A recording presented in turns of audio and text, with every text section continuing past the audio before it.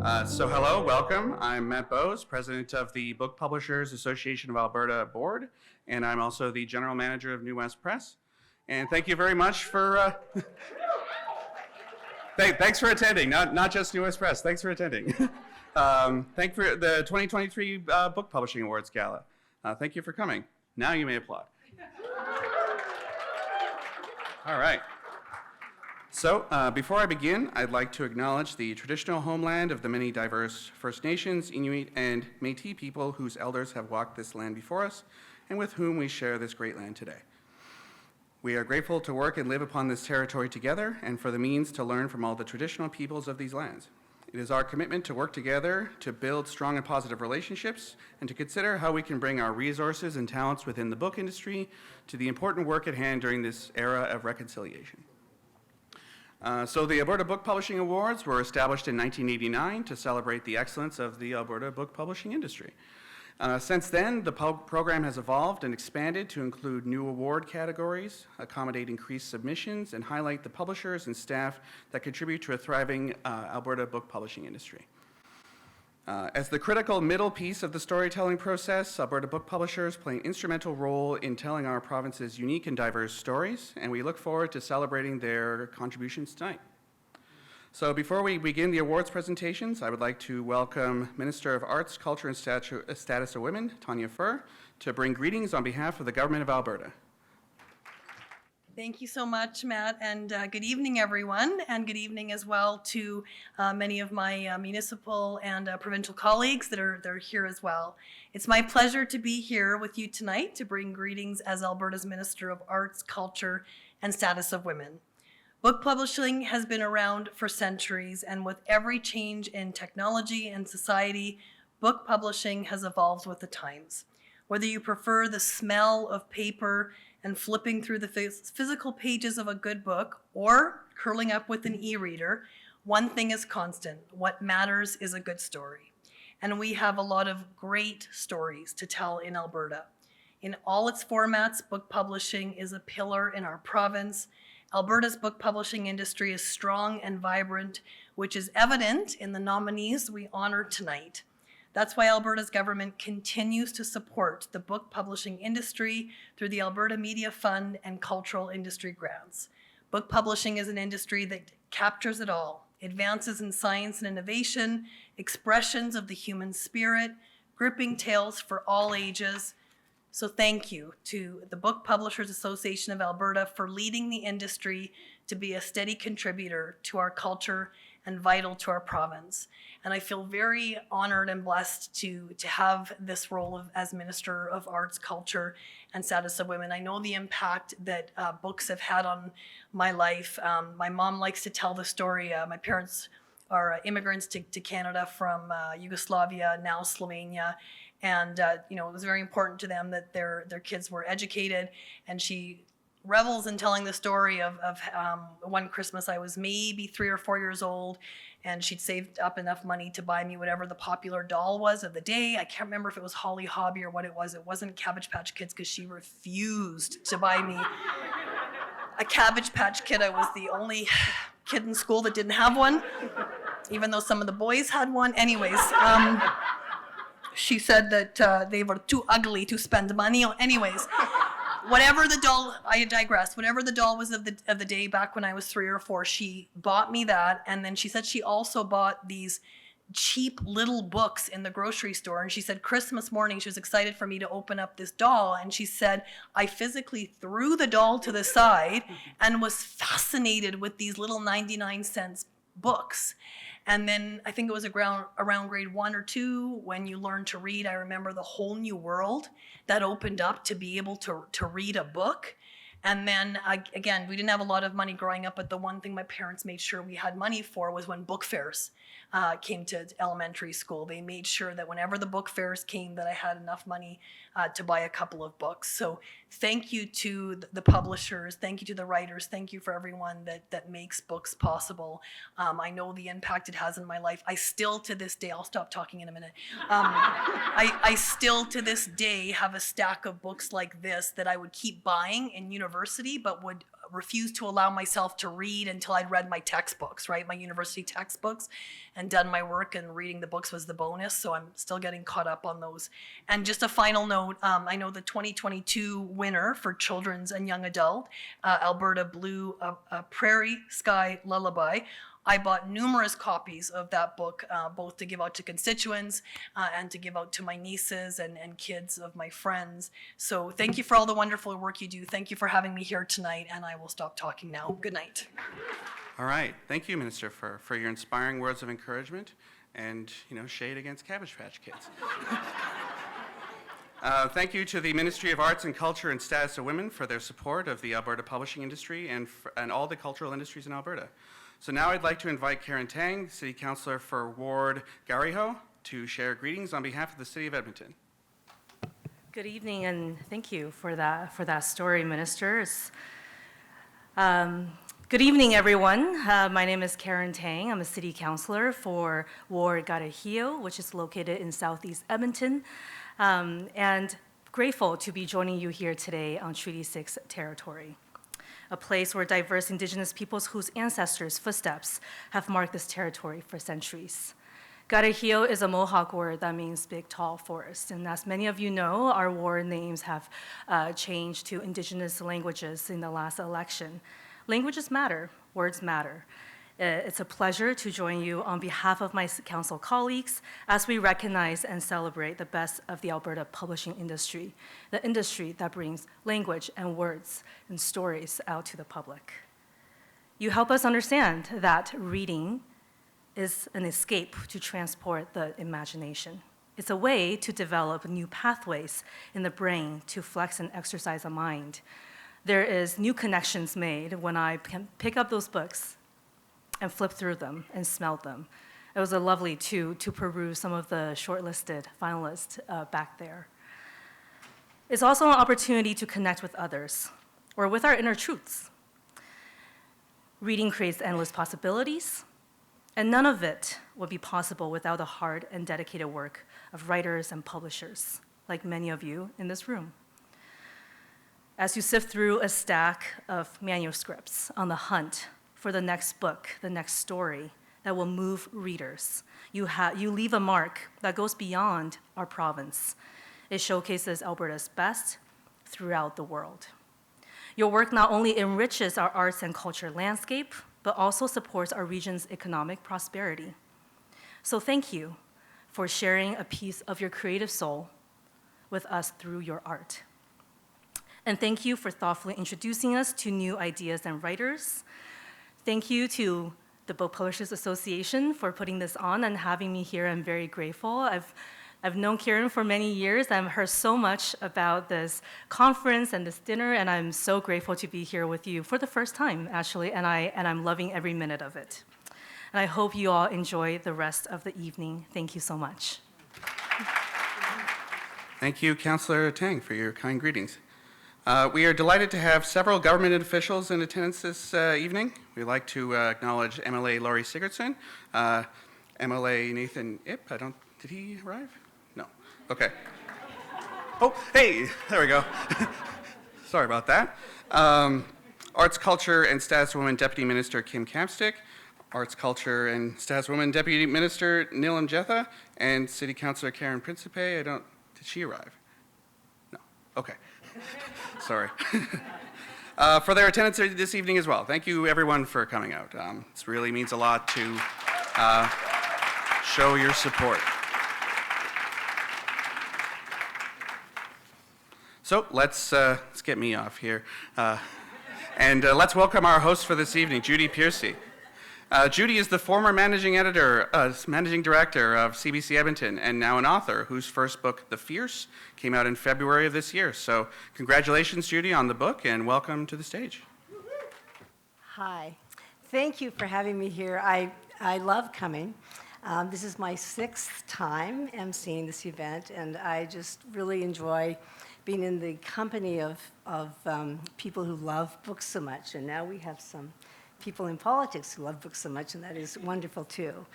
I just wanted to tell you a little bit about, as we start getting ready every year for this event, one of the things that we do is I sit down with the BPA staff and say, okay, tell me about your year. What are we going to focus on? And tell me about your accomplishments. And so this year, I was absolutely delighted to hear about the polling research that was done in April. And so this polling company spoke to 900 Albertans, and 82% of them said it is important for Alberta to have its own publishing industry. And isn't that great? So it's just, I found it so wonderful that the public understands how vital it is for this province and for the people and for the economy to share stories about Alberta. And I thought, I know how hard these publishers work day in and day out, and I thought, wow, how great that they're being validated for their hard work. So congratulations and well done.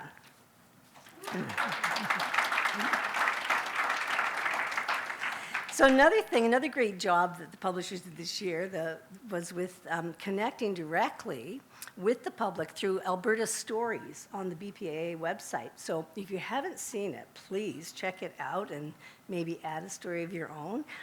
And these stories are submitted by Albertans who felt moved to share. And some of them arrived from other parts of Canada, some came from other countries. But what they all found, and this comes through in the thread of the stories, was what they all found was a sense of belonging and help from very generous mentors that allowed them and their businesses and creativity to thrive. And so, it's great that we're all talking about stories here tonight, and I think that often we think of stories as these soft, feel-good things, and they are, it's true. But the stories on the BPAA website, the Alberta Stories, these are stories about an economic impact and an influence that stretches well beyond our provincial boundaries. And for example, Alberta Stories are also the textbooks published here and that are used by medical students in Canada and internationally. And today in our sessions, we heard about accessible books or books destined to become movies. And tonight, we're here to celebrate these books. So, whoops, sorry, pardon me, I just lost my page.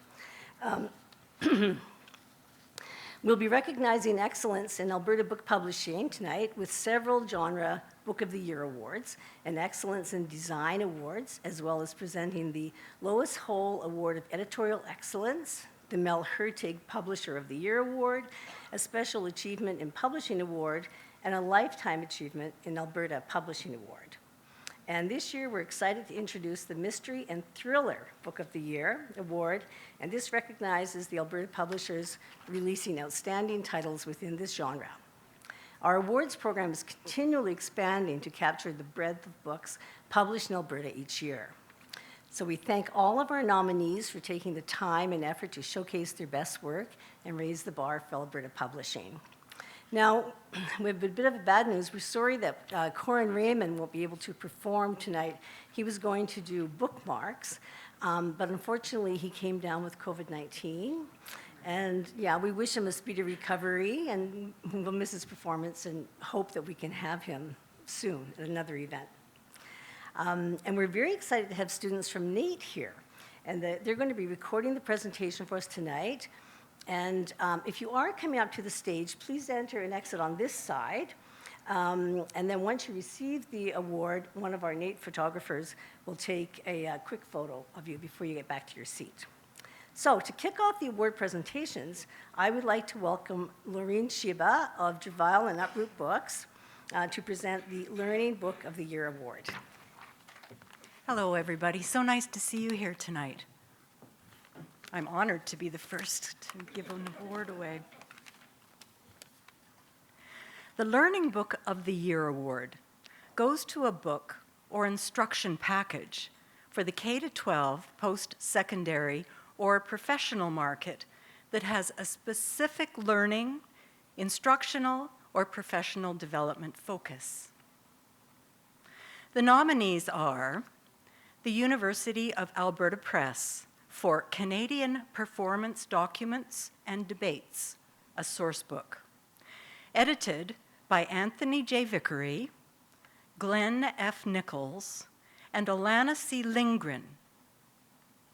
Brush Education for Principles and Techniques for the Aspiring Surgeon. What Great Surgeons Do Without Thinking. By Dr. Keegan Guidolin. Dr. Keegan Guidolin. Brush Education for Vancouver Notes for Internal Medicine. High Yield Consult Guides. By Dr. Brandon Tang, Dr. Mei Ying Drung, and Dr. James Tessero.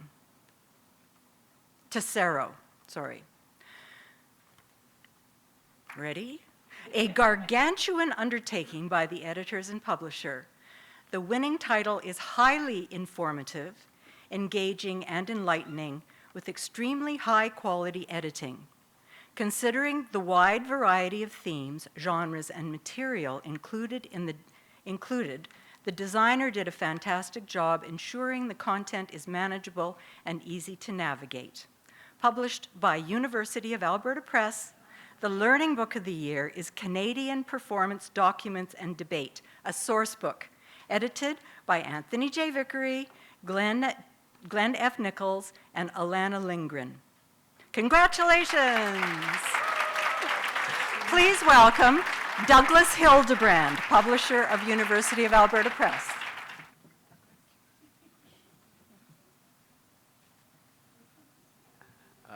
Canadian Performance, this book is the result of a massive multi-year research project that aimed to collect play scripts and archival materials exploring the values, debates, and priorities of drama artists and their audiences from the 17th century to the early 1970s, probing important questions about Canada as a country and as a concept. Biggest thanks and congratulations to the volume editors, Anthony Vickery, Glenn Nichols, and Alana Lindgren, as well as to the contributors and anonymous peer reviewers. I want to acknowledge with appreciation the work of acquisitions editor Matt Bunton, the production editor Duncan Turner, designer Alan Brownoff, as well as the other press staff Kathy Crooks, Alicia Snyder, and Michelle Lobkowitz. We can't do this without freelance partners, so thanks go out to copy editor and proofreader Joanne Muzak and indexer Stephen Ulstrom, as well as the book's printer Friesens. And thanks, of course, to the BBAA and all of my lovely publishing colleagues here tonight. Thank you. Our next award is the Douglas Barber Award for Speculative Fiction, and presenting this award is Kelsey Attard from Freehand Books. The Douglas Barber Award for Speculative Fiction highlights a book of fiction with supernatural, fantastical, or futuristic elements, and is named in honor of Douglas Barber. Doug Barber was a tireless supporter of the science fiction and fantasy scene of Alberta Book Publishing for over half a century. He was one of the very first critics to work on science fiction and fantasy, and is recognized as one of the finest literary critics that Canada has produced. So it's an honor to present this award that's named in his honor. The nominees are Tyche Books, The Astronaut Always Rings Twice, edited by Shannon Allen and J.R. Campbell. New West Press for Ezra's Ghosts by Darcy Tamayose. And Edge Science Fiction and Fantasy Publishing, Pawns and Phantoms by Misha Handman. And Edge Science Fiction and Fantasy Publishing for The Rosetta Mind by Claire McCaig. With compelling characters and delicious plot twists, the winning title is an excellent example of complex, fantastical storytelling. The publisher expertly marketed, supported the content through successful promotion and marketing campaigns, and the innovative cover and interior design produced a stunning result.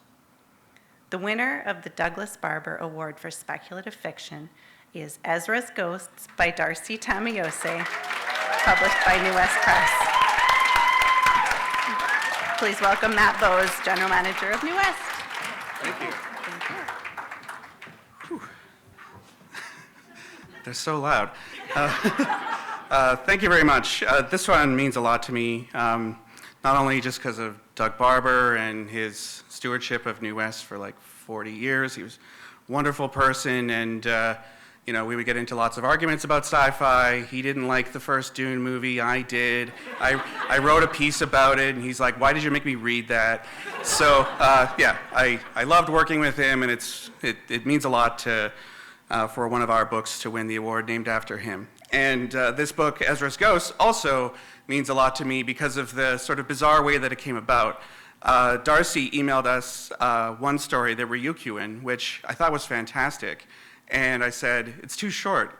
And I thought that she was going to expand that into a novel. And instead, she makes this weird universe of different people in Ezra, which is sort of like Lethbridge. You should read the book. But it kind of explores the pandemic as it was going on. And it felt like it was so amazing to me that she was able to conjure this out of the ether. And she was just emailing me the next story and the next story as it came. And it was just amazing. And you know, every time I look at it, I just think, you know, that was a really difficult time for all of us, and, you know, it's getting better, and she's kind of like encapsulated in a way that is just fantastic. So I'd like to thank Darcy, obviously, for writing the book. I'd like to thank Natalie for the beautiful cover and the interior, and it's quite a complicated book layout-wise, so there's a lot of stuff going on. I'd love to thank my staff. We all clung together in that very difficult time, and it was, you know, I wouldn't want to work with any other group of people. It's fantastic. And I'd also like to thank the board of New West Press for, you know, their wise choice in accepting the book. So thank you very much. And the BPAA for providing such a wonderful venue in which to meet and talk to each other. And it's just nice to live in a world where books are important. I love these conversations that we have every year. It's fantastic. So thanks, everybody. Next, I'd like to ask Megan Hall from Athabasca University Press to present the Robert Crouch Award for Poetry. Good evening, everyone. I'm here moonlighting as Karen Whistling, who would be a far better presenter, but she's ill and couldn't make it, so happy to fill in for her today. So the Robert Crouch Award for Poetry is awarded to a book of poetry published primarily for the trade or bookstore market and is named in honor of Robert Crouch. Order of Canada recipient, Crouch is widely recognized as one of Canada's foremost innovative writers. Crouch articulated a postmodern, experimental vision of Canadian literature in 9 novels and 14 collections of poetry. The nominees are University of Alberta Press, Separation Anxiety by Gavin Bradley. Frontenac House, Transcribing Moonlight by Schuyler Kay. University of Alberta Press, You Might Be Sorry You Read This, Michelle Poirier-Brown. Featuring a gorgeous cover design, the winning title stands out with its simultaneous blend and contrast of subject and form. The author explores the high bun form in a delightful manner, and as one juror remarks, poetry drips out of every line.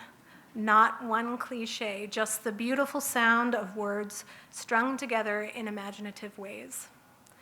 The publisher has done an excellent job producing this incredibly innovative and beautiful title, giving voice to a very talented writer. Congratulations to Frontenac House for Transcribing Moonlight by Schuyler Kay. Please welcome Neil Petrunia, publisher of Frontenac House.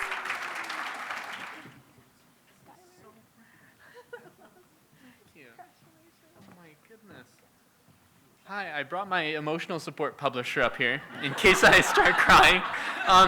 There's so many people to thank. This isn't just an award for best book. This is an award for everything that goes into the book, the marketing, the cover design, everything. So I couldn't do this without the amazing Frontenac House staff, of which I'm now part. I was hired after the fact. I promise there's no nepotism involved. And I also want to thank, because no one's given them a shout out yet, I want to thank the people running AV for this. Can we get a shout out for the people running audio visual? Yeah. And of course, BPAA, thank you very much. Love you all. Thank you. Have a good night.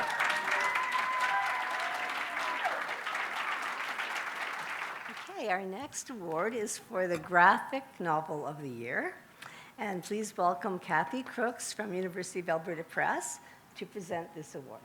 The Graphic Novel of the Year category is open to graphic novels of any genre, whether that be fiction, nonfiction, or educational. Jurors evaluated the quality of the storytelling, artistic excellence, and promotional activity of each nominee. The nominees are Renegade Arts Entertainment, Alberta Comics, Home, edited by Alexander Finbow, Shay Prue, and Emily Pomeroy, illustrated by various artists. University of Calgary Press, 5 Stalks of Grain, by Adrian Lysenko, illustrated by Ivanka Theodosa Algadsa. Renegade Arts Entertainment, King Warrior, by Jay Bulcart, Erica Nusanen, and Halima Mahamoud, illustrated by Lucas Green. Renegade Arts Entertainment, Siegfried, Dragon Slayer, by Mark Allard Will, illustrated by Jasmine Redford. With strong marketing, a unique story, and beautiful illustrations, the winning title stands out among the rest of this shortlist. Strong production and innovative content contributed to the impact and effectiveness of the story, creating an all-around successful package. The winner is King Warrior by Jay Bulcart, Erica Nusanen, and Halima Mahamoud, illustrated by Lucas Green, published by Renegade Arts Entertainment. Congratulations, Alexander Fimbo, publisher, will be accepting the award.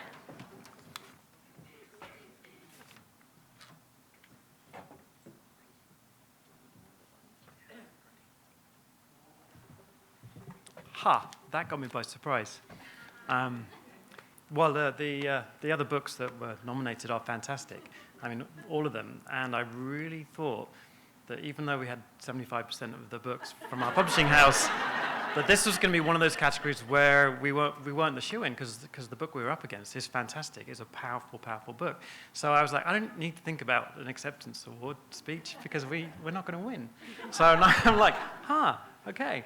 But it's a great book, beautiful artwork, and yeah, it's a great Canadian story set in Yellowknife, and the team that put it together self-published this little book, and then an author from Edmonton, Richard Van Camp, was at a writers' conference in Yellowknife, and he saw the book on their table, and he read it, and he was like, this book is great, but it could be so much better. So then he told them to get in contact with me, and they did, and we spent a year working on the book, and like doing the editorial stuff that as publishers you really like to do when you get the chance to like really bring out the heart and the essence of the story.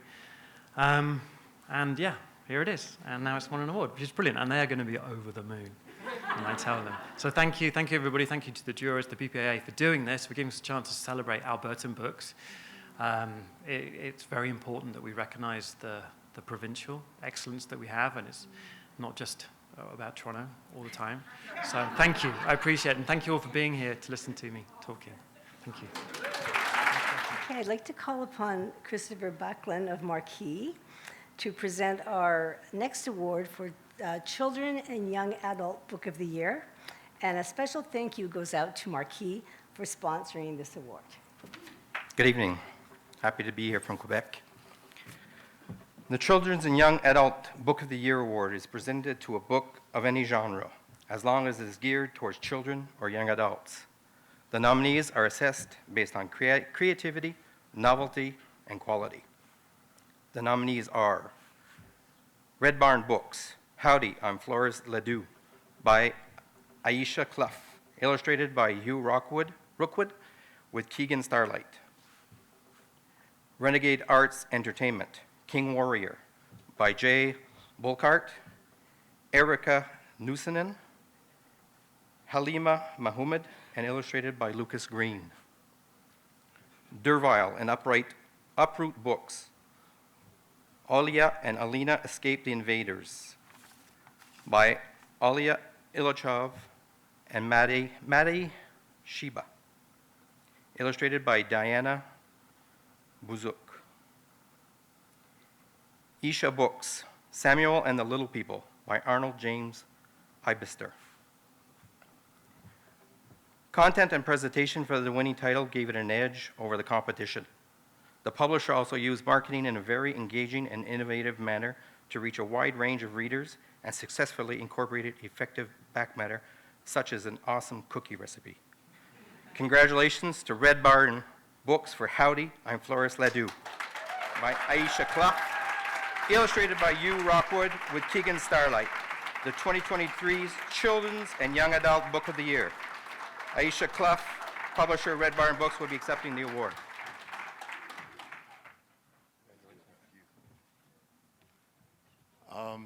As you can see, I'm not Aisha. I'm her brother, Austin. No, hi, I'm Hugh Rookwood. I had the honor and pleasure of working with this fine lady in producing this book. I've been an illustrator for over 25 years, and I've always wanted to be involved in something that would help children and give something back to the children. And Aisha and Red Barn Books gave me that opportunity, and I feel like now I've managed to be a part of something that's really, you know, Alberta strong and giving back to the kids. So thank you very much for everybody. Thank you very much for the awards tonight. And yeah, this one was a surprising one for me, but thank you. Take care. And now we'll present the inaugural Mystery and Thriller Book of the Year Award. Please welcome Brian Scrivener of University of Calgary Press to present it. The Mystery and Thriller Book of the Year Award is awarded to a work of mystery, crime, noir, or thriller fiction published primarily for the trade or bookstore market. The nominees are Stonehouse Publishing for Going to Beautiful by Anthony Bidolka, U.S. Press for There Are Wolves Here Too by Neil Howell, U.S. Press again for To Those Who Killed Me by J.T. Siemens, and Derville and Upright Books for Why Are You Still Here? A Lillian Mystery by Linda Partridge, illustrated by Dave Nicholson. And to solve the mystery, the winning title is a quintessential mystery thriller, complete with a scrappy anti-hero detective. The noir-inspired story is gripping from start to finish, while also bringing into focus important social issues. The book's cover complements the story's dark, fast-paced atmosphere, and the publisher's fantastic marketing campaign ensured that this debut novel was on everyone's radar. The winner of the inaugural Mystery and Thriller Book of the Year is To Those Who Killed Me by J.T. Siemens. Please welcome Matt Berg.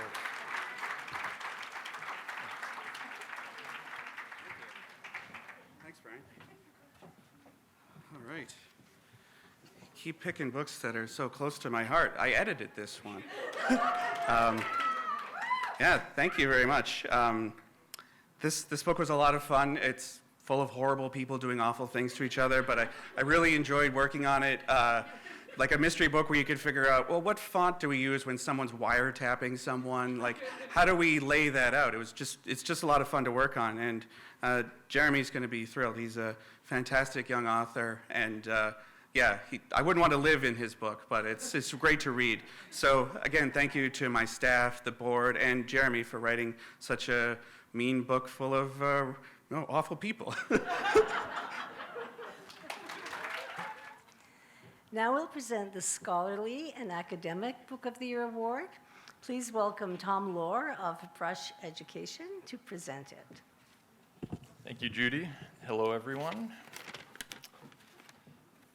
The nominees of the Scholarly and Academic Book of the Year Award are published for the post-secondary, postgraduate, or other academic or scholarly markets. Titles are judged on the content, design, and production quality. The nominees are University of Alberta Press, Canadian Performance Documents and Debates, a source book, edited by Anthony J. Vickery, Glenn F. Nichols, and Alana C. Lindgren. University of Calgary Press, The Joint Arctic Weather Stations, Science and Sovereignty in the High Arctic, 1946 to 1972, by Daniel Haidt and P. Whitney Lackenbauer. Athabasca University Press, Memory and Landscape, Indigenous Responses to a Changing North, edited by Kenneth L. Pratt and Scott A. Hayes. The winning title features content that is profoundly comprehensive and yet sharply focused, with exquisite attention to detail. The text is complemented by fantastic photography and design, contributing to a well-organized and important scholarly work. Congratulations to the Scholarly and Academic Book of the Year, Memory and Landscape, Indigenous Responses to a Changing North.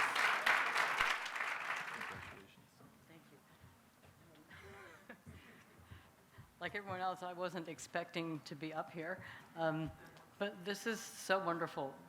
Academic publishers, we get a lot of edited collections, and they're sort of, half and half, some good, some bad. This collection, when I first read the manuscript, there's not a bad, weak essay in it. It's just wall-to-wall good. The photograph, I was a photographer in an earlier life. The photographs are just magnificent. And what I really liked about it was that it carries Indigenous cultures across the North, and it gives you a chance to see the commonalities, but also the differences. And so it's a really nice presentation of Indigenous cultures of the North. And the two editors will be thrilled. Okay, well, thank you. Don't you just want to read all these books? So our next book award is for the Trade Fiction Book of the Year. And please welcome Aisha Clough from Red Barn Books to present this award. Howdy, I'm Hugh Rookwood.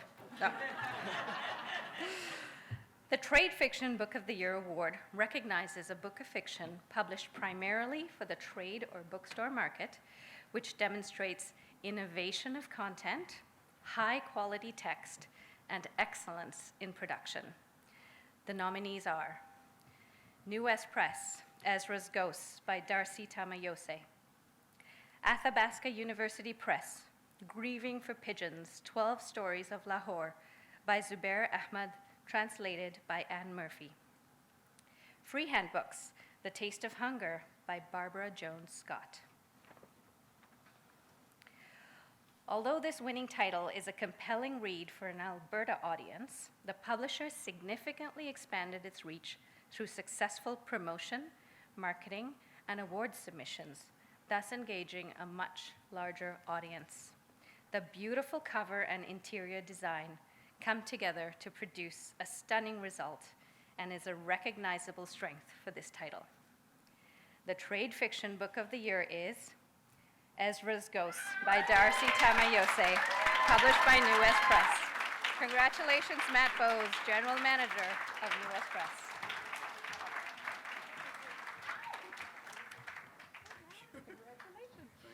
We've seen a lot of Matt tonight.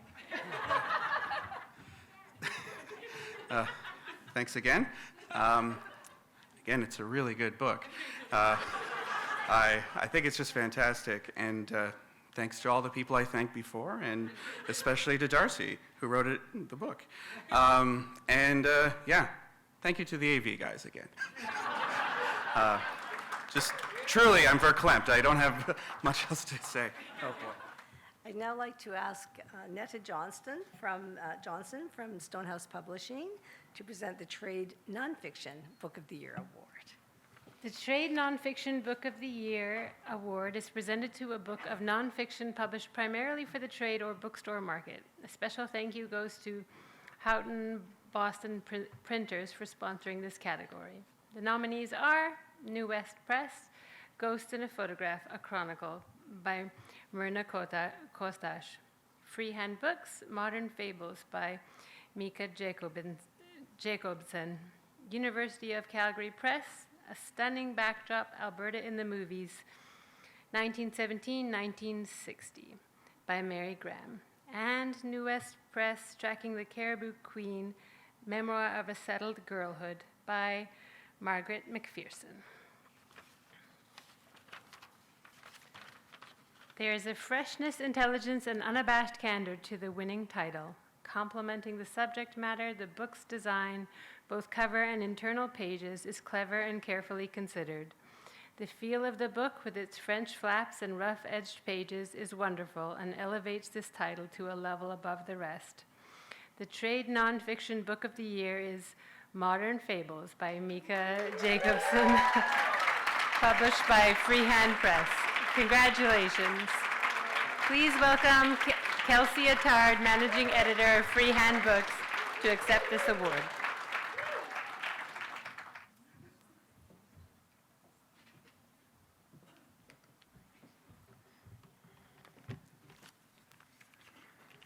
Hi, everyone. I feel beyond honored to receive this award and to have been nominated with such an enormously talented and prolific group of writers. Thank you so very much to the Book Publishers Association of Alberta and to the award jurors. The biggest thank you to Kelsey Attard, who is the heart of Freehand Books, for being so wonderfully supportive. Freehand is the best.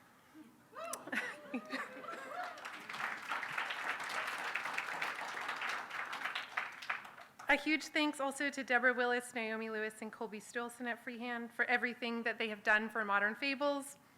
Thanks to my friend Jane Wilkinson, who traveled all the way from Toronto to attend the gala with me. I'm so grateful to be here with you all, and I am so grateful to everyone who makes Alberta a thriving community for writers and for the literary arts. Our next award is the Regional Book of the Year Award, which recognizes the important role that book publishers play every day in telling Alberta's story. As the critical middle piece of the storytelling process, Alberta book publishers enrich and sustain the cultural and social landscape of our province. I would like to welcome Clay Dyer from the legal and lobby group Alberta Counsel to present this award, and a special thank you to Alberta Counsel for sponsoring this category. I would just like to take a minute to thank Aaron for writing these tension-filled scripts for this evening, and for his fearless confidence that I could keep the secret for 2 weeks. The Regional Book of the Year Award is presented to a title of any genre that celebrates, exemplifies, or offers a unique perspective on Alberta. The jury assess the innovation of content, quality of text, excellence of design, and promotional activity of each submission. The nominees are Summer Thought Publishing, Canadian Rockies Trail Guide by Brian Patton and Bart Robinson. Red Barn Books, Howdy, I'm Flores Ledoux, by Aisha Clough, illustrated by Austin Clough, also known as Hugh Rookwood, with Keegan Starlight. University of Calgary Press, A Stunning Backdrop, Alberta in the Movies, 1917 to 1960, by Mary Graham. The winning title stood out because of its captivating content, offering an insightful and comprehensive behind-the-scenes view of a lesser-known aspect of Alberta's history. With a discerning editorial eye, an accessible interior design, and robust marketing plan, the final product stands as a stunning achievement. Published by the University of Calgary Press, the Regional Book of the Year is A Stunning Backdrop, Alberta in the Movies, 1970 to 1916, by Mary Graham. Please welcome Brian Scrivener, Director of University of Calgary Press, to accept this award.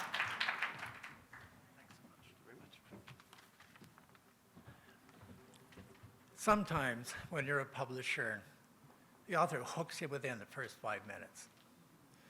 All the analysis might come later or not, but 5 minutes into talking to Mary Graham about something I knew nothing about, that Hollywood had been making movies in Alberta since 1917, and helped by the Stony Nakoda since 1917.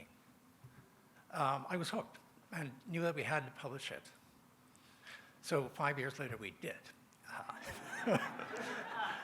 It took a lot. It's a big book. It's 400 pages long.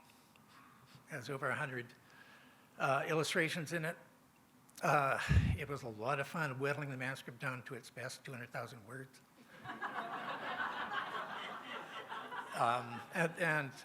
So it was a lot of work. Mary is a force of nature.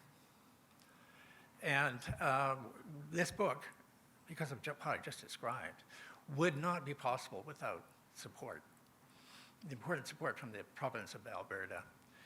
That started with a grant from the Alberta Foundation for the Arts for photography. Mary consulted with Stoney and Nakota elders and went out with photographers to rephotograph in the present day historical sites of where famous shots in these movies had been made 50, 75, 100 years ago. And then we were lucky enough to get a project grant from the Alberta Media Fund, which made the production of the book possible. And then the promotion was just considerably augmented by Zedgy Stories, who works with us in public relations, promoting books, and managed to get quite a lot of media, which is ongoing. This book is still selling and still gaining interest a year later. So really, we're very proud to publish this book. So thank you very much to everybody. We'll now present our design categories, which include book cover design, book illustration, and book design. Please welcome Neil Petrinia from Frontenac House to present the Book Cover Design Award. And a special thank you goes to Friesens for sponsoring this award and for their generous support of BPAA every year. I'm still getting over being an emotional support publisher, so just bear with me for a second. I'm also supposed to be Donovan. Donovan's better looking. The Book Cover Design Award is adjudicated only on the book cover or jacket, and jurors assess it based primarily on innovation, quality, and artistic merit. The nominees are Athabasca University Press, Grieving for Pigeons, 12 Stories of Lahore, by Zubair Ahmad, translated by Anne Murphy, book cover design by Natalie Olson of Kiss Cut Design.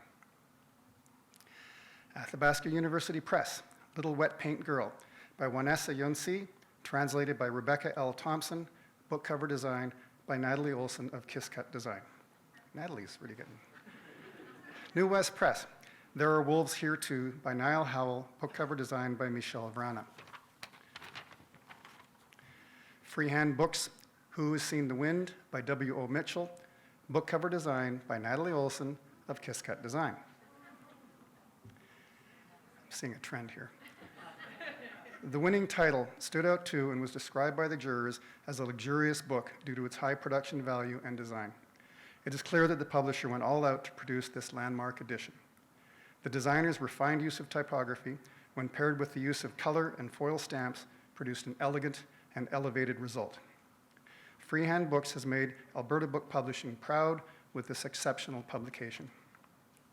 The winning title is Who Has Seen the Wind by W.O. Mitchell, cover design by Natalie Olson of Kiss Cut Design. Congratulations.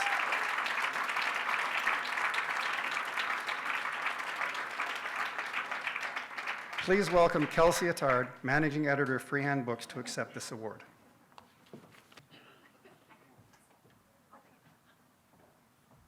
I'm going to be brave and say something. It's a unique challenge to repackage such a beloved book that already exists in many, many editions. So hopefully this allows people to see it in a new, fresh way. And I'm pleased that people are responding to this iteration. And thank you so much to Freehand and also the family of W.O. Mitchell for trusting me with such a special project. It's really, it really means a lot. So anyways, thanks. And next up, we have book illustration. This is presented by Kay Rollins of Brush Education. The Book Illustration Award is judged on illustrations, including drawings, paintings, and other artwork. Pretty straightforward. The nominees are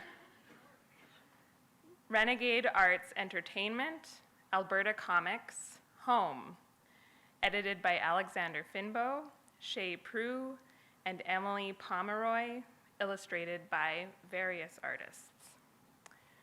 Renegade Arts Entertainment, King Warrior, by Jay Bulkhart, Erica Newsonen, and Halima Mahamud, illustrated by Lucas Green. Dervile and Uproot Books, Olia and Olena Escape the Invaders, by Olia Ilachov and Maddie Shiba, illustrated by Diana Bazouk. And Dervile and Uproot Books, Siksigai Sitapi, Stories of the Blackfoot People, by Payne Manyguns, Crystal Manyfingers, Sheena Potts, Latasha Calfrobe, Tim Fox, Marlene Yellowhorn, Derek Starlight, and Alana Manyguns, illustrated by Payne Manyguns, Keegan Starlight, Amanda Fox Starlight, Alex Soup, Derek Starlight, Smith Wright, Christy North Pagan, and Athena Sophocleus.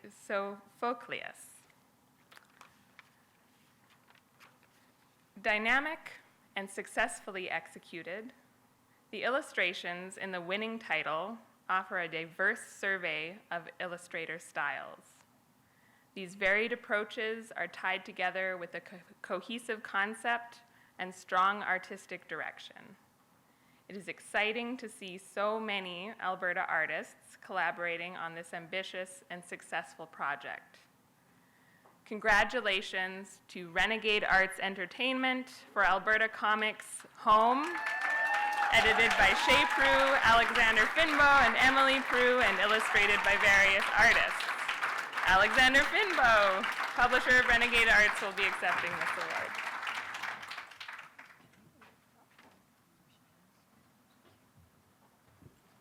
Yay! All right, this is nice. This is our first anthology we've done from the ground up, and if anyone had told me how much work was involved in doing a book like this before we started, then we probably wouldn't have done it.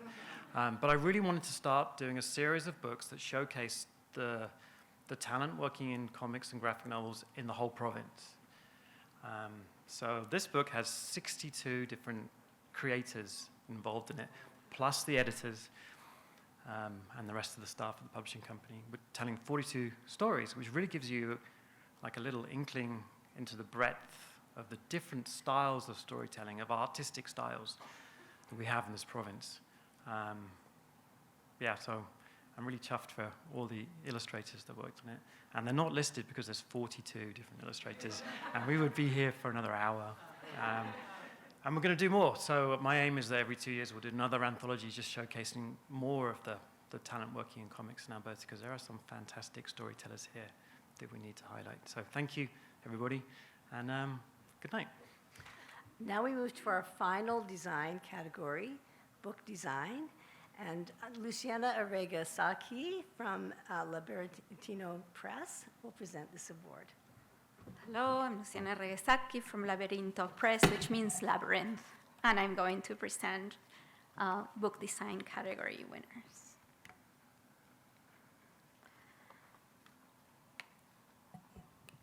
The Book Design Award is given to the book with the best overall design, inside and out. Specifically, books are judged based on their creative approach to the execution of design, their ability to link design elements to the intended audience, and production values that exceed industry standards. The nominees are Newest Press, Ezra's Ghosts by Darcy Tamayose, designed by Natalie Olsen of Kiscut Design. Next, Newest Press, Ghosts in a Photograph, a Chronicle by Myrna Kostash, designed by Natalie Olsen of Kiscut Design. Athabasca University Press, Memory and Landscape, Indigenous Responses to a Changing North, edited by Kenneth L. Pratt and Scott A. Hayes. Cover design by Marvin Harder, interior design by Natalie Olsen of Kiscut Design.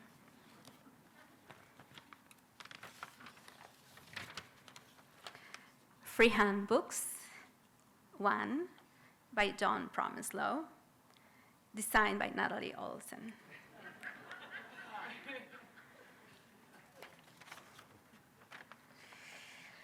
An impressive, ambitious project, the winning publication is a great example of a carefully and thoughtfully considered design. Dealing with a complex topic and elements, the designer combined essays, footnotes, photographs, and more with flawless clarity. A great team effort, this impressive book sets a high bar for Alberta publishing. The winner of the Book Design Award is Athabasca University Press's Memory and Landscape. Indigenous Responses to a Changing North by Kenneth Earl Pratt and Scott A. Hayes. Cover design by Marvin Harder and interior design by Natalie Olsenovsky's got this.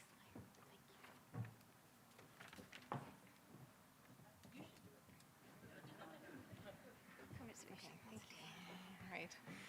I'm really proud of all 4 of those projects, so thank you to Athabasca University and New West and Freehand. I think Pamela already did a really lovely job of explaining why this particular book is so special, and I can attest to the fact that the photography is so stunning. We have to give a lot of credit to Marvin Harder because he's an excellent designer. He did the cover. He couldn't finish the project, so I kind of just stepped in. And he's been a design inspiration of mine for many years, so thank you, Marvin. Now we'll move on to our editorial award, the Lois Hole Award for Editorial Excellence. And Faye Bohr from Folklore Publishing will present this award. Good evening. The Lois Hole Award for Editorial Excellence is presented to the Alberta Book Publisher in recognition of outstanding editorial work on books published during the award year. This award is named in honor of Lois Hole, former Lieutenant Governor, for her dedication to books, libraries, literacy, and her respect for editors. Her devotion to the cultural life of our province remains an inspiration to all Albertans. In the winning submission, we see the evidence of an editor applying all of the skills, knowledge, and talent they have acquired over many years of experience in editing, publishing, and writing. The editor's informed suggestions about what to add, what to take away, have enhanced the author's work in an unobtrusive and seamless way.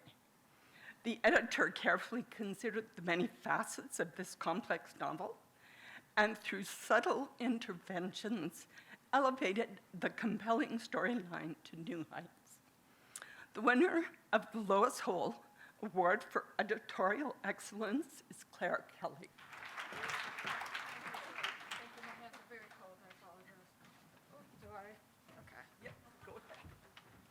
Yeah, I'm not to be trusted. It's been a year and a bit since my life changed a lot, and Neil's book was a bright spot during that time. And so I want to thank Neil for writing the book. And I would like to thank New West Press. You've been great through all of this. And I'd like to thank my partner, Rob, for dealing with me talking about the book so much. Because I'm a talker. And I'd like to thank the BPAA for putting the shindig on and for organizing everything. We come here, like I came here tonight, these events take about 10 times the hours to put on as they do to sit and enjoy them.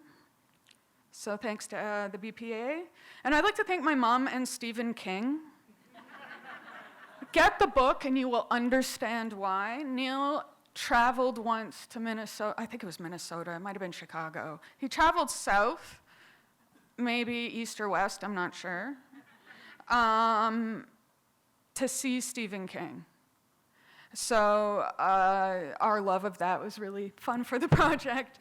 I'm just babbling because I'm chuffed. So thank you. Thank you so much. Now we'll present the Industry Awards, which recognize the publishers and individuals who contribute to the growth of the Alberta book publishing industry. First up is the Publisher of the Year Award, and I'm going to call on Alexander Finbow of Renegade Arts Entertainment to present this award, please. The Mel Hurtig Publisher of the Year Award honors an Alberta publisher who shows outstanding merit in all areas of activity undertaken during the calendar year, and who best exemplifies the spirit of the Alberta book publishing community. This award is named in honor of Mel Hurtig, a proud Albertan who spent his life promoting and defending his country through bookselling, publishing, writing, and politics. The nominees are Derville and Uproot Books and New West Press, two wonderful publishing companies. The winning publisher consistently delivers beautiful books with professional design and editing. Punching above their weight, their promotion and marketing efforts are effective and comprehensive, and they have established themselves within the community as a respected book publisher. Their list is comprehensive and is an excellent representation of diversity in Alberta, truly reflecting the New West. I didn't write this. I could have edited it, though.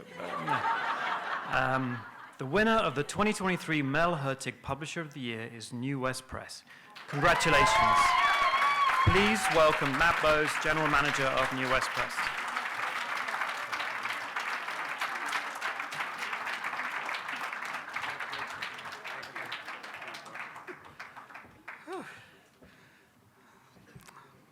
Wow. Yeah, it's been quite a few years for everyone in the publishing industry. Oh. They're sending me up to kick you off. You've talked too much. Oh, okay, good. Thank you very much to Christine for kicking me off. Thank you. We want to take a minute because Matt keeps coming up here and saying everything, and this isn't possible without Matt. He's the heart of New West, and we can't do anything without him, so this is really, really a lot about you. You've put so much life into New West, and we love our jobs because of you, and yeah, so thank you very, very much. Thank you. Now I'd like to welcome Karen LeBlanc to the stage to present the Special Achievement in Publishing Award, which is awarded to individuals who exemplify the spirit of the Alberta book publishing community and contribute to the long-standing impacts to the industry. This is a really fun award to present. This all started, the origins of this project and working with these people, at the 2018 BPA AGM in Calgary. Publishers were sitting around a table for the strategic planning discussion at our AGM when the idea of a collective marketing website to promote Alberta books was floated out there. There are many good ideas and big ideas that come forward at the AGM, sometimes to the deep chagrin of the staff of the BPA. But this one was really special. So much conversation and brainstorming followed, and a small group of enthusiastic members took it on. This led to the development of a plan for an expansive website, branding, contact lists, content, an editorial program, and a community of stakeholders with strategic communication mechanisms for each component, all defined, all built in, all fleshed out. Anna Boyer, Karen Wisselink, and Heather Loans formed the dynamic trio, undertaking hundreds of hours of work to make this happen, mostly as volunteers, while BPA staff trolled around for funding sources to try and make this happen. The dynamic trio were hugely successful in their work of creating the Read Alberta website. The BPA staff, not so successful in their search, so the project was put on hold. During the pandemic, money became available, and efforts were renewed to make the site a reality and finally push it out to the world. Again, the dynamic trio jumped into action, and the Read Alberta website was launched in April 2021, kind of in the middle of the pandemic. Anna, Karen, and Heather are nothing if not superstars. You can clap for them.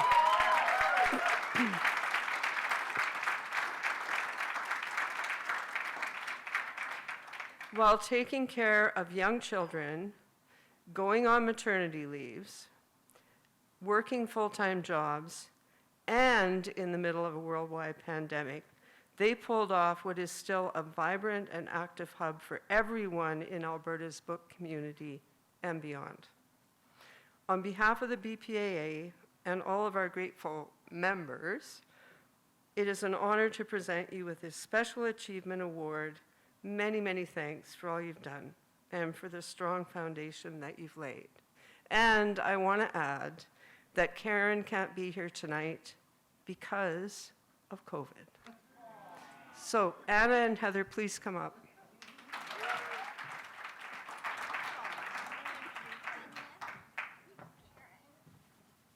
So I just wanted to say it was all Karen's idea.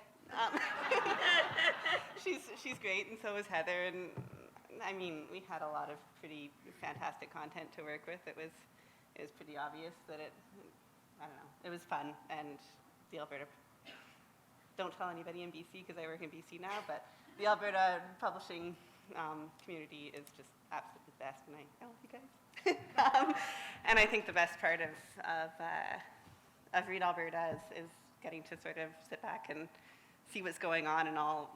I don't know. It's getting to be a pretty great website. We love it. Yes.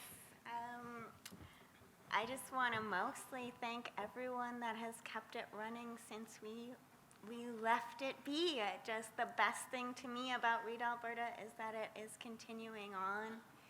And I want to thank Peter Midgley, who was the one who took it over initially after us, the Book Publishers Association, the Magazine Publishers Association, who's gotten involved, which is so exciting. Everyone who's edited since then, all of our contributors. I already thanked Colby for keeping our tradition of interviewing bookstores alive. Although he has interviewed several less cats than I got to interview in my tenure. Oh, with Hugo. our friends at Analog. And thank you most of all to you guys, the publishers. And we just love reading everything that you're up to and celebrating it. And that's what it was all about. And my bestie, Anna. And I gotta say, Kieran and Patricia and Megan as well. Best people to work with. Our final award of the evening is the Lifetime Achievement in Publishing Award. And there are so many people that contribute to a thriving Alberta book publishing community, but tonight we would like to acknowledge one of the individuals' contributions in particular. And please welcome Glenn Rollins from Brush Education to present the Lifetime Achievement in Publishing Award. Necessary part of every speaking engagement that I do is raising the mic. Thanks very much, Judy. It's really a bonus for getting older and staying involved in this wonderful industry and this wonderful community that I'm sometimes called on to introduce our Lifetime Achievement Award winners. And I'm really honored to introduce our honoree for 2023, George Melnick, who many of you no doubt already know.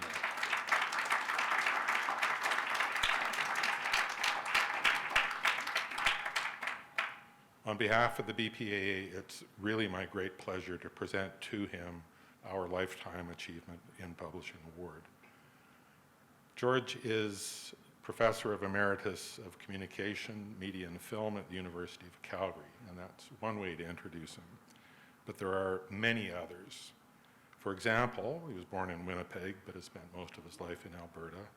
He's written about 30 books since the 1970s. He's a historian and philosopher by training with master's degrees from both the University of Chicago and the University of Toronto. He has at times been very much a public intellectual. He's a former executive director of the Alberta Foundation for the Literary Arts, a precursor to the Alberta Foundation for the Arts. He was a moving force in the co-op movement.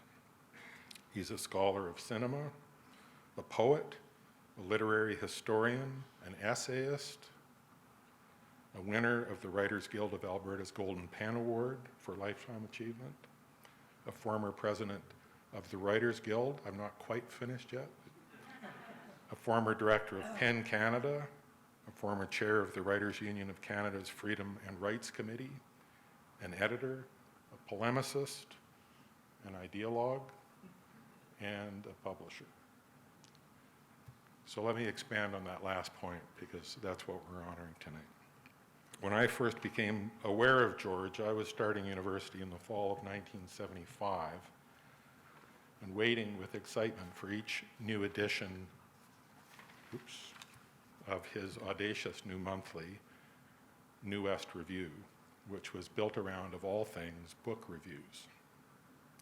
Founded earlier that year by George, his wife Julia, who's here this evening as well, and some close friends, this magazine had the upstart notion of treating Western culture and literature with deep curiosity and respect. The first issue in June that year included an all-star lineup, including work by Sid Marty, Rudy Wiebe, Maria Campbell, Henry Kreisel, others. New West Review really breathed the certainty that our cultural expressions, artworks created by Albertans and other Westerners, born of our experience with each other in this place on the earth, mattered in themselves, not as imperfect echoes of metropolitan culture washing over us from Toronto or from New York and London. And New West Review really rocked me and many others like a prairie thunderstorm. George brought New West into existence, New West Press rather, into existence 2 years later in 1977 with the help of a group of friends, many of them academics at the U of A. Those friends included, again, Rudy Wiebe, Robert Croach, Henry Kreisel, Aretha Van Herk, Douglas Barber, Diane Basai, Dick Harrison, and many others as time went by. From then until 1982, when he sold the press for $1 to the nonprofit formed by its board, George, in his role as publisher, with his collaborators, built New West as an important force in Canadian book publishing, fighting through the static to tune in many of the great emerging voices in prairie literature. With New West so well represented here tonight, you're having a big night. New West, congratulations. And so well known among this group, it's not really necessary for me to sing its praises. Now in its 5th decade of broadcasting Western voices to the world, launching literary careers and creating a permanent record of our development as a community, its list of accomplishments grows with every new season and each awards evening. It's an invaluable piece of Alberta's cultural infrastructure and a tremendous gift from George to all of us and to our future.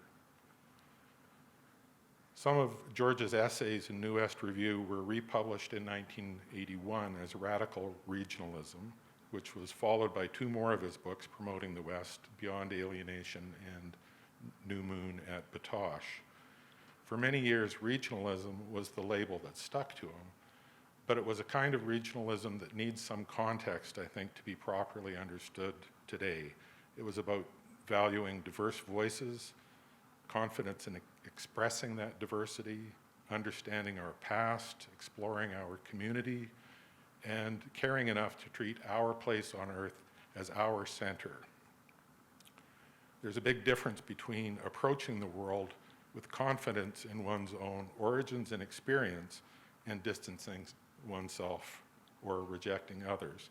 We publishers and writers here tonight have likely all experienced patronizing treatment simply because we work in a region. I wish I didn't have to say that, but I think it's still very true. sometimes specifically because we're Albertan. George's activism with the New West Project began from the premise that this kind of attitude is an error by which everyone loses, and that we lose especially when we turn it upon ourselves. As an animator and critic possessing large and humane sensibilities, George held a mirror up to us to surprise us with our own worth. When I was a writer and an aspiring publisher faced with an assignment to compose a letter to someone in publishing who I admired, I wrote to the young George Melnick, a letter I never mailed because, in fact, George, you had moved on from your publishing career by then, so I still have it in my files. I think the postage is stale dated. I'm hoping to find work for myself in publishing in Alberta, I wrote, and I'm looking for advice. It was important to me then that I address this question to someone close to home with a healthy reserve about the primacy of New York or Toronto and a healthy confidence in Alberta.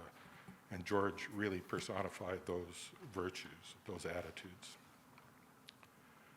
I eventually worked directly with George as his publisher at the University of Alberta Press for his monumental 2-volume work, The Literary History of Alberta, published in 1998 and 1999. No longer a publisher by that time, George had turned his attention to setting out, quote, a history, tradition, and canon of Alberta literature. And while canons of all kinds have been and will continue to be creatively disrupted, this work embodies for its time, and I think for posterity, an invaluable resource for Albertans and for anyone interested in our province.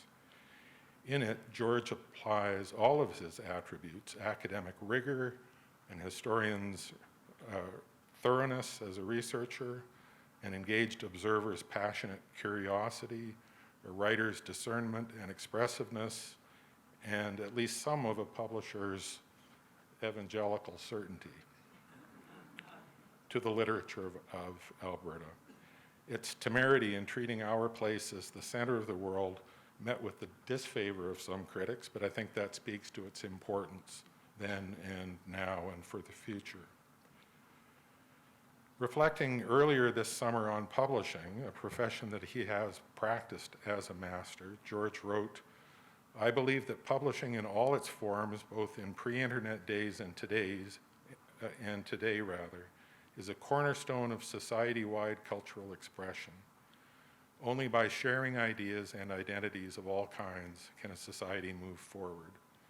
All the people who supported New West in its various forms served as a sign that what New West stood for meant something to them, and that through it they could express themselves.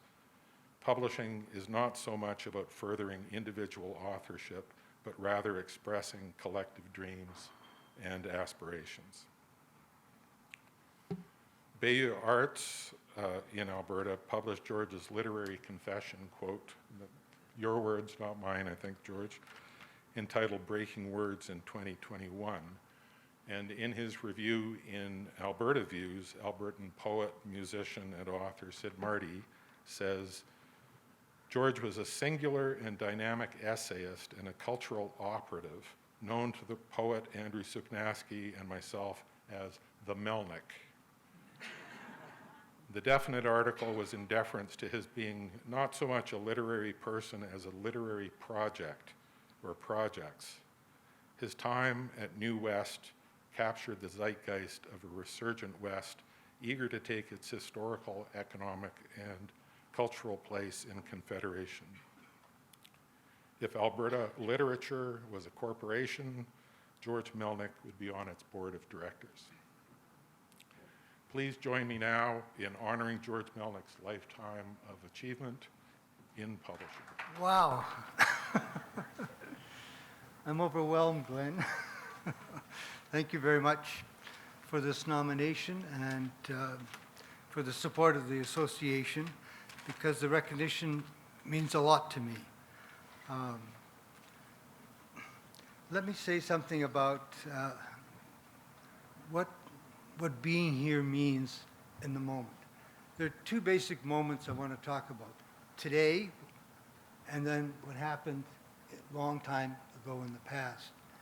Today, it was wonderful when Julie and I came up to Edmonton just to walk on Jasper and to just absorb, you know, seeing Audrey's books and all these different places and feel that we are a part of this great history and of this great city.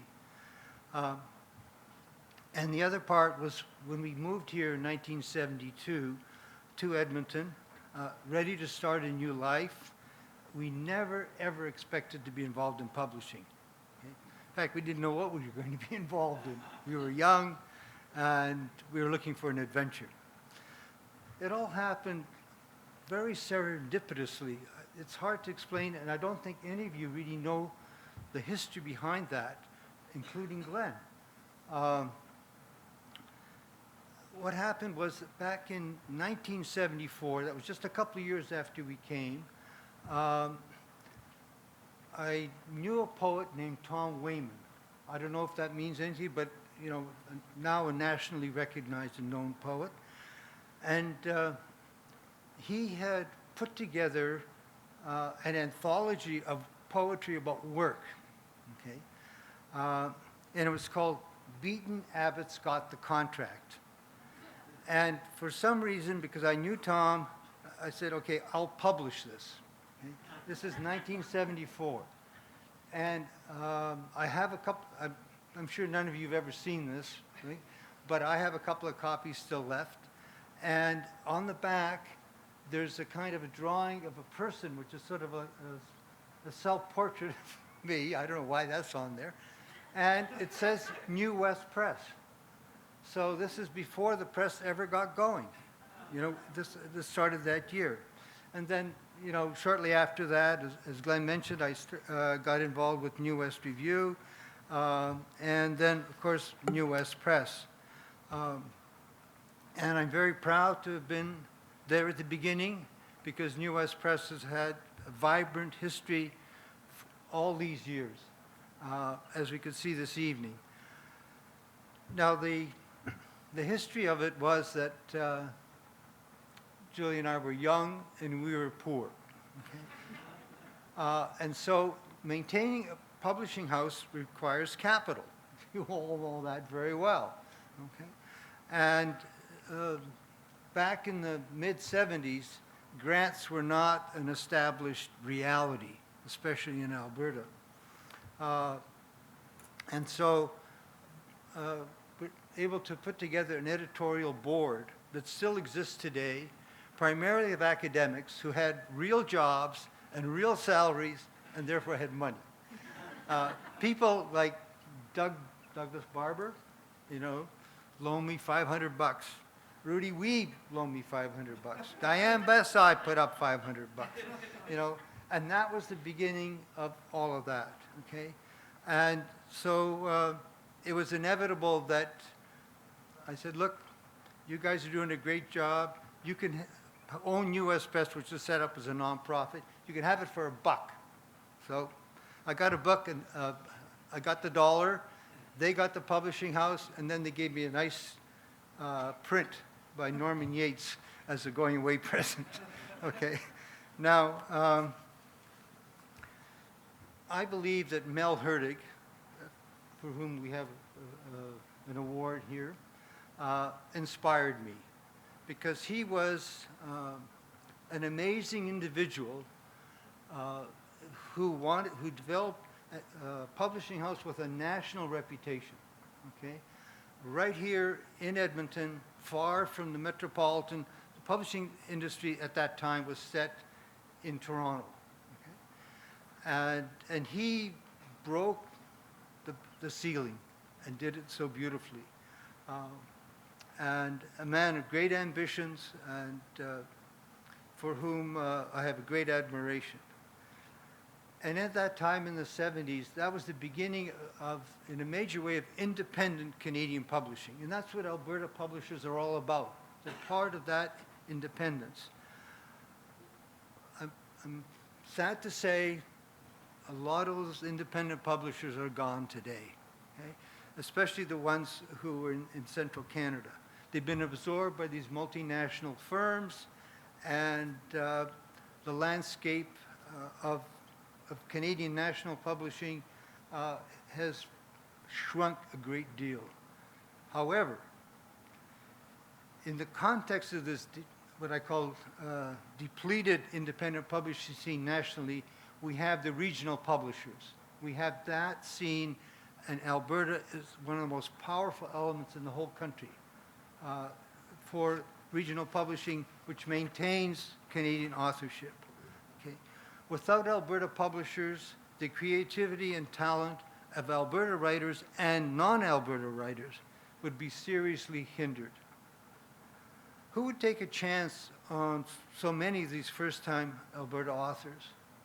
Very few people, but Alberta publishers do that, okay? And sometimes they're very successful with that.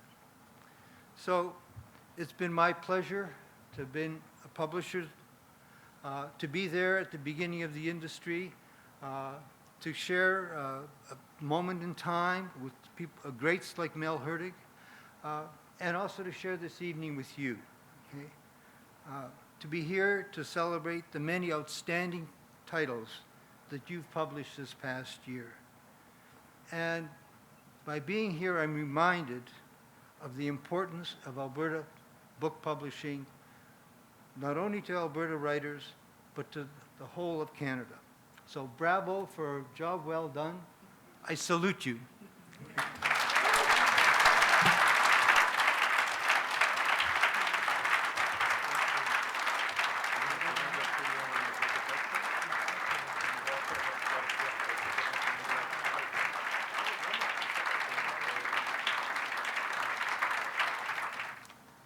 Wow. What a beautiful tribute. What a beautiful tribute to George and his impact. So, what an evening, huh? Yeah. So,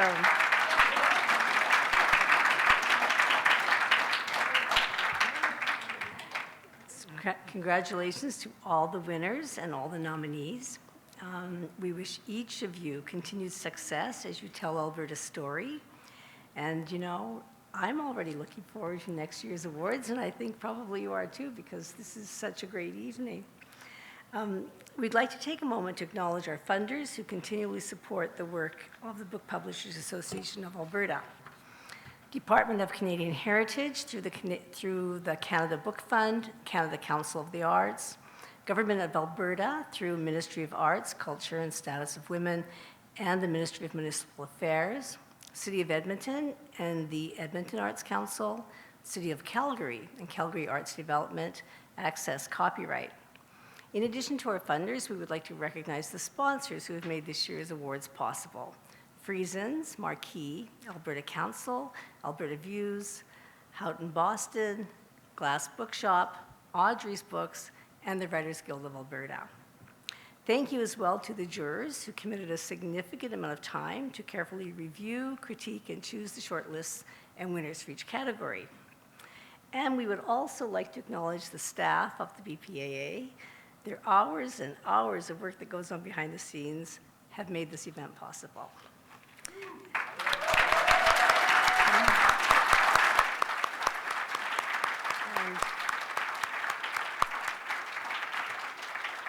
Thank you to our wonderful students from NAIT and the AV team, and thank you to the Matrix Hotel for hosting us and providing terrific food and drinks.